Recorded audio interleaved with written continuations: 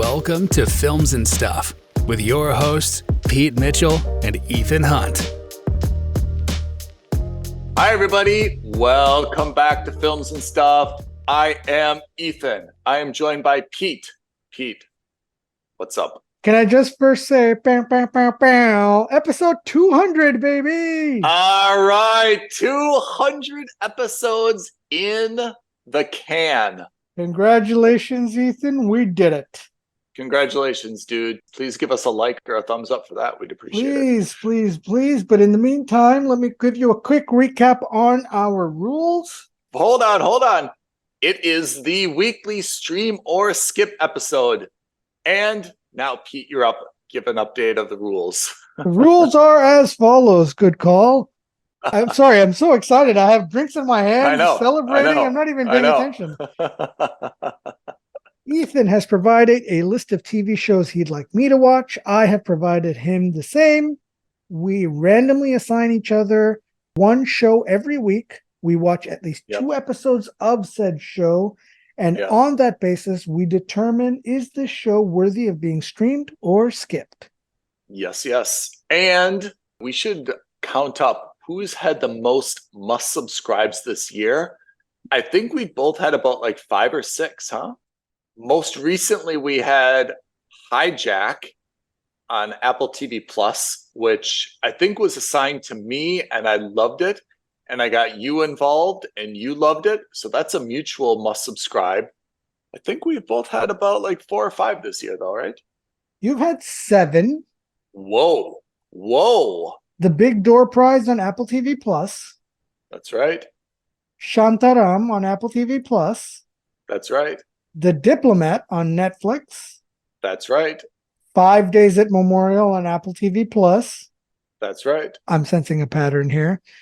Rabbit Hole on Paramount Plus. Oh, yeah. And then Hijack was your last one on Apple TV Plus just 2 weeks ago. No, last week. I, on the other hand, have had 5 must-subscribes this year. Ooh. I had Dope Sick on Hulu. I had Liaison on Apple TV. I agree. The Diplomat on Netflix. We shared that. Okay. Fakes/Fuzzy on Amazon Prime. Yeah. And Silo on Apple TV. Oh, man. Okay. So do we continue the trend this week? What did you have? Spoiler alert, we do not.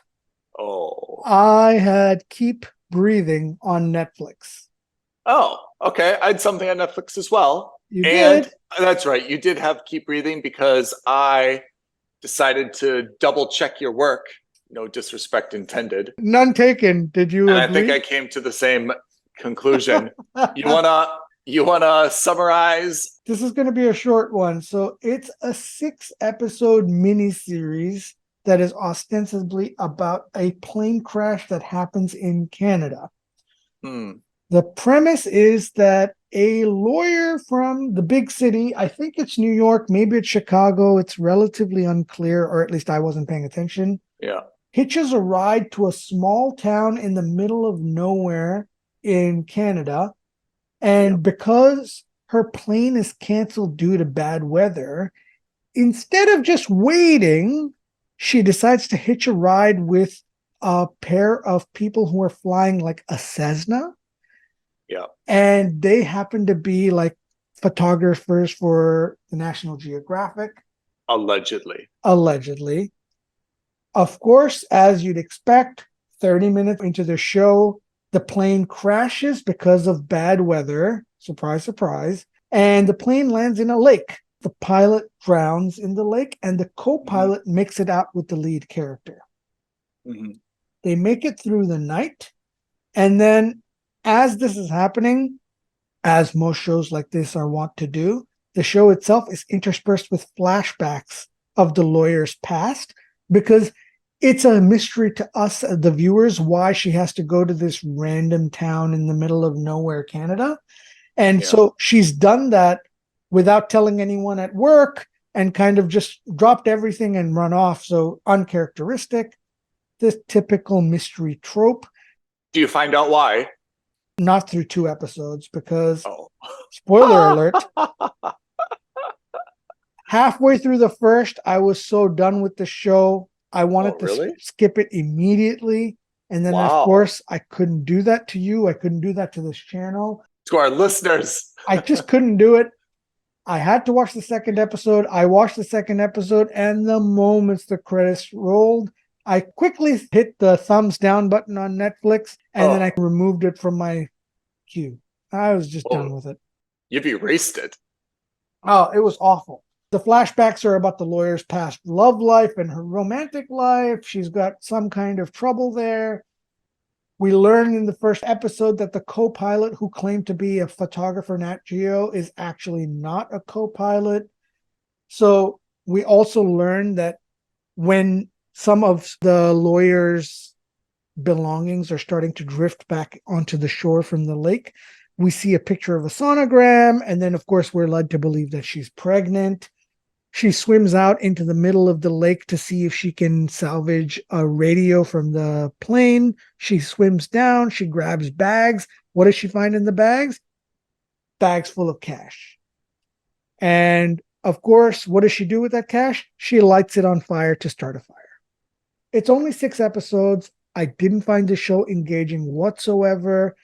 There was nothing about it that was intriguing. Yellow Jackets had a similar premise, but at least that had a very interesting hook, and it got me from the first or second episodes in. I was in, you know. This, I just couldn't care less. Like, I honestly couldn't be bothered. It's a skip. I didn't even bother reading more about it. I'm not interested. As far as I'm concerned, this is a do not waste your time. So I don't know why, but because I've seen this come up on my feed on Netflix endlessly, really. And if you look at the cover art, it looks like there's a plane like underwater, right? So I kind of thought that this was something about someone who's like trapped underwater. I don't know. So I did also watch 2 episodes, not because I don't trust you, Pete. Of course, I trust your judgment. I think we're always aligned, but I just wanted to check it out. A few observations, even though I totally agree with your ultimate conclusion. Number 1, of all the shows I think I've ever watched about a lawyer, having practiced law myself in a law firm, this was the most realistic depiction of what a lawyer's office and work life was. Okay. I have to say, don't watch Suits. I sincerely thought this was a very realistic depiction of what an office was like. So that got some brownie points in my book. I fully agree with you that her past and the flashbacks are as dull and unremarkable as possible. The dude that she's kind of has an office romance with seems like an IT guy. Absolutely doesn't seem like a lawyer, absolutely doesn't seem like her type, even though they play it off as this kind of like opposites attract. He's so mellow and chill, and she's so uptight and weird. Don't buy any chemistry there. And then post plane crash, to be honest, it's a little bit lonely. With Yellow Jackets, you saw that there's like a little bit more like drama and interaction. It's really hard to have a show where it's only one person, because either they're talking to themselves or it's entirely based on flashbacks. It's just dull to watch someone try to start a fire, try to find shelter, try to walk, try to blah, blah, blah. It would have been more interesting if she would have stayed with like one of the pilots would have survived and those two kind of had to work together. And there's like some obviously distrust because one of them is clearly a criminal. I thought that would have added something to this, but I agree with you. It is definitely a skip. The only 2 redeeming qualities are 1, law office depictions are realistic, which is not a reason to watch a show. And 2, I have to say, like, she's quite fetching in my eyes. That's it, but I totally agree. Don't waste your time. Skip this show. Just awful. But enough about that. What about you? How was Florida Man? Also on Netflix. Well, let me give you a little bit of background about Florida Man. This is actually a Jason Bateman production. What? I don't know if you know. Oh, yeah. Apparently, after Arrested Development came back, and after the success of Ozark, Jason Bateman's or his production company had like a deal with Netflix to create content. So he's not in the show at all, but apparently it's his company that produced this.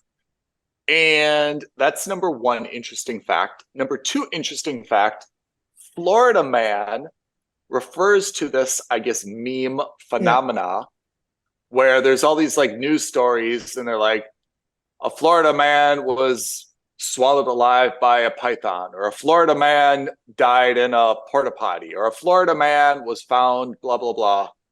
It's apparently named after that, not necessarily like this dude. Okay, enough on the background. The show stars Edgar Ramirez, who we've seen in some stuff before, but he's never really had like, I guess, a breakthrough. He was in Gold.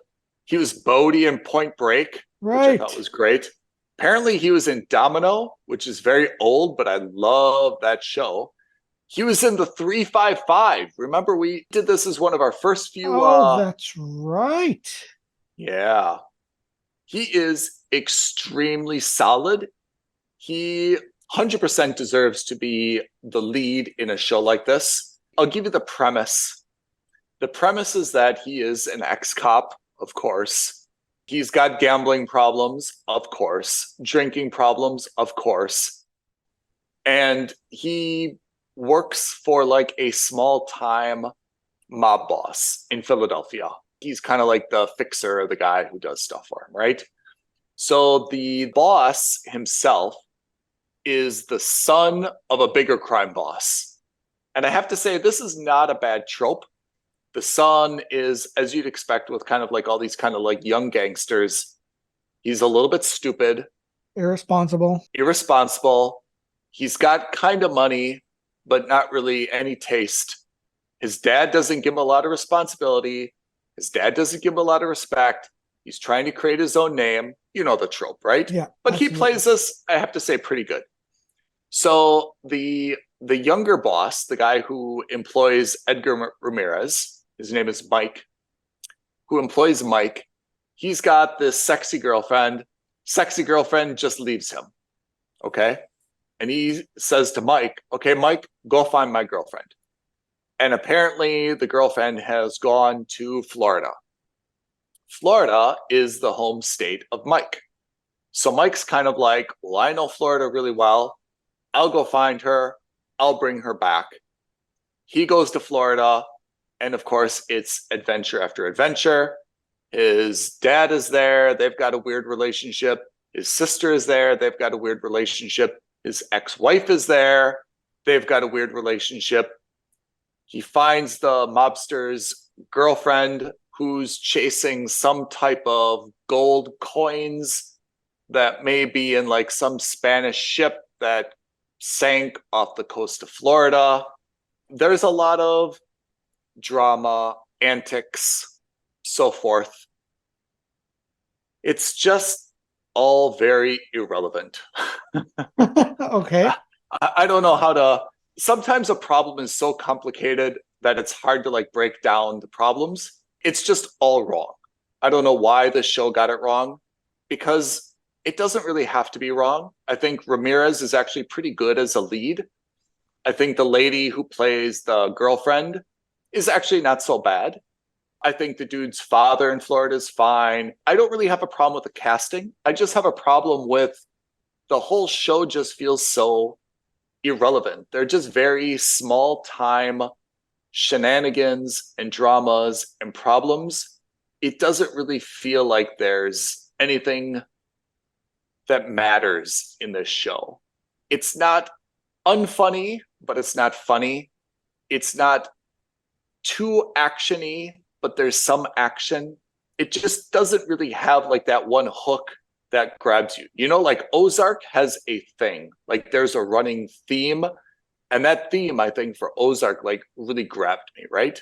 The family has to launder money to save their lives against the cartel. And then there's all these micro dramas. Here, everything just feels very irrelevant. Is Mike going to find the mobster's girlfriend or not? To be honest, it doesn't really matter. Like, I mean, we're not really worried about his gambling debts. We're not really worried about anything here.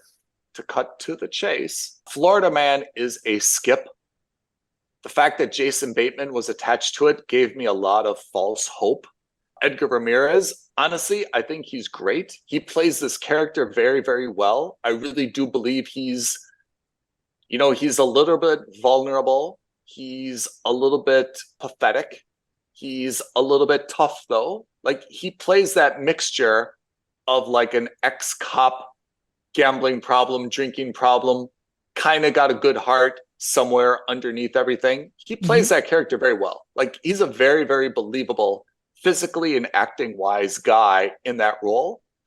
It's just that nothing really matters in this show. So it's a skip. It was supposed to be 8 episodes. It's only 7. We're really having shrinkage here, right? I mean, we've seen Secret Invasion, I think, is 6. This is 7. I mean, it took us a while to get used to like 10, then 8. Pretty soon we're going to get to 1, and that's called a movie. So, I mean, there's just not enough here, to be honest, to be emotionally invested in. If you're up at 1 in the morning, you absolutely cannot sleep, and you watch this, it will not really totally waste your time, but you will definitely not be like, oh, I've got to stay up and watch the next one. You can easily put this down at the end of an episode, in the middle of the episode. It's just not sticky drama, which I feel very, very disloyal saying about a Jason Bateman production. That's a real shame. Real shame. A disappointment, actually. Yeah. That's that on Florida Man. That's that about Keep Breathing. So Netflix has gotten a double thumbs down, a big ass fail for this week. Where do we go from here, my friend? Well, let's hope we can make it up for next week. And I think you'll be good because you're going to be on Apple TV. And you're watching The Last Thing He Told Me. With Jamie Lannister. That's right. And I think Jennifer Garner. I will be on Netflix again watching a show called The Outer Banks. Oh, North Carolina. It's shown up on my recommendation feed quite a few times, but I haven't actually seen it, so I don't know anything about it. Can I tell you what my high-level impression is? Yeah, please. Do you remember that there was a show called The OC? Yeah. Which was kind of like beautiful high school students doing all sorts of things that are not realistic for like 18-year-olds. I understand OBX is the opposite coast, and it's 18-year-olds who live in Wilmington, North Carolina on the beach who get into all sorts of shenanigans that 18-year-olds should not be getting into. So Outer Banks is a real place? Yeah, Outer Banks is like by Wilmington, North Carolina, like where the Wright brothers did their test flights, Kitty Hawk, all that stuff. Oh, okay. Yeah, it's called the Outer Banks. And the airport code is OBX. I see. Okay. Yeah. I have to say, I've never been there, but what I understand is that it's a very chill beach community. It's not like ultra wealthy. It's just kind of like a chill kind of beachy vibe there. So a lot of people just go to relax, rent a house on the beach, veg and stuff like that. Am I hearing you right? Are you suggesting a Films and Stuff podcast road trip? I am indeed. So, yep, that's what I understand Outer Banks is about, but I've never seen it. I don't know anything about the cast or the characters, but I think it's multiple seasons, so it must have like some type of following. Okay, well, I'll find out and report back to you same time next week. Same time next week, episode 201. But sincerely, dude, 200 is really a big thing. I'm really happy that we did this together. Films and Stuff is pumping out content. We got some really dedicated listeners and followers. Let's keep that going. Everyone, if you like what we're doing, let us know and please pass it along to your friends. The more followers, the more people we've got following us, the more content we can pump out, the more special features we can do. We're here to serve. That's right. That's absolutely right. So in that vein, if you'd like to reach out to us, if you've got a show, if you just want to say hi, and if you want to congratulate us on hitting 200, reach out to us. Like this video, subscribe to our channel, and obviously leave a comment below. You can tweet at us at F&S Podcast. You can DM us on Instagram at Films and Stuff Podcast, or you can email us aloha@filmsandstuffpodcast.com. Okay, listeners. Okay, Pete. Thank you for this episode of Films and Stuff. We will see you next week. Thanks, Ethan. Bye now. Thank you for listening to another episode of Films and Stuff. If you haven't already, please subscribe and review on Apple Podcasts, Spotify, or wherever podcasts are downloaded. Films and Stuff. There is no substitute.